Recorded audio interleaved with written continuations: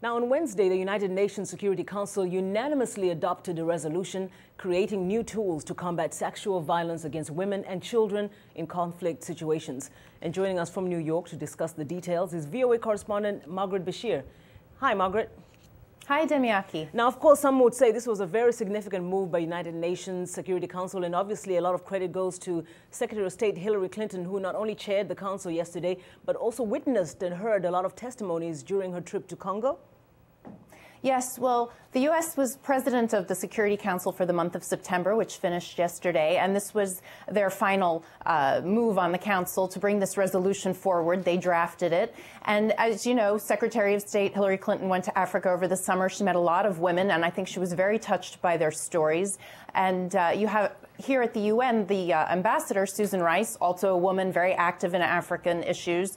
So in the U.S. government now, there are a lot of women very high up, and I think that's part of the reason that this is such a prominent issue now with this administration.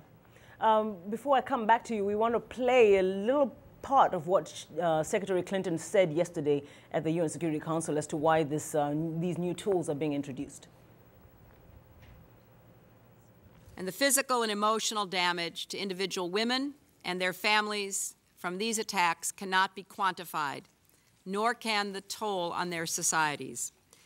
The dehumanizing nature of sexual violence doesn't just harm a single individual or a single family or even a single village or a single group.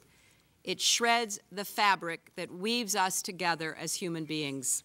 It endangers families and communities, erodes social and political stability, and undermines economic progress. We need to understand that it holds all of us back. Now, Margaret, these tools that are being proposed under this resolution called 1888 apparently promises to be more effective than previous resolutions that aimed to prevent sexual violence against women. What do you know about the content of these tools?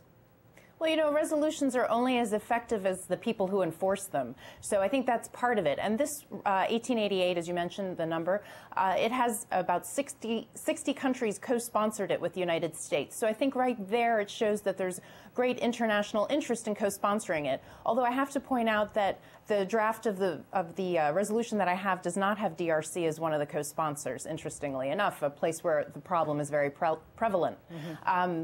But 1325 and 1820, the two previous resolutions, the new resolution builds on them, strengthens them. And the main thing that it does is that it creates a new post, a senior level UN post, a coordinator, a special representative who will lead, coordinate, and advocate efforts to end conflict-related sexual violence against women and children. And I think that's the main thing, that there's going to be really a push on this end, too, at the UN for someone in the UN system to really oversee this. And this goes along with a move in the General Assembly to create a post related to women's issues as well. So there's, I think, a bigger focus on women now at the United Nations, too. And you filed a radio report where you said that the response from human rights activists was obviously very, very welcoming of this resolution. But is there a time frame to when this new representative will be sent out to these conflict areas? And also there's a proposal to have a team of experts who will work with governments that have signed on to this resolution to enforce or to try and introduce laws that will protect women. Is there a time frame? Right. There's no time frame on either thing, actually, but the Secretary General's spokeswoman said yesterday that the Secretary General would act quickly to appoint this new post, because he also has spoken out very widely on the issue of sexual violence against women. He attended the meeting yesterday in the Security Council as well. He welcomed the resolution, and he has always been very supportive of women and protecting women, and he also has been to the Panzi Hospital in the DRC and to several places in Africa and elsewhere where there have been rapes, and so he is very moved by the issue. Margaret Besheer, thank you so much for that report, all the way from our UN headquarters in New York. We'll talk to you again soon.